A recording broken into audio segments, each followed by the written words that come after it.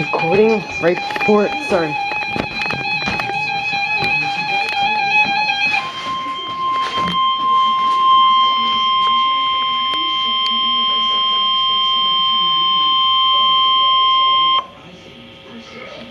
The National Weather Service in Sterling, Virginia has issued a special marine warning for Chesapeake Bay from Pools Island to Sandy Point, Maryland, Chester River to Queenstown, Maryland, Eastern Bay, Chesapeake Bay from Sandy Point to North Beach, Maryland, until 1:15 p.m. At 12:30 p.m., National Weather Service Doppler radar indicated a thunderstorm capable of producing wind gusts in excess of 34 knots over Mayo. This thunderstorm was nearly stationary. This thunderstorm will be near Severn River, Greenberry Point. Wind gusts of at least 34 knots. Locally, high waves and dangerous lightning can be expected.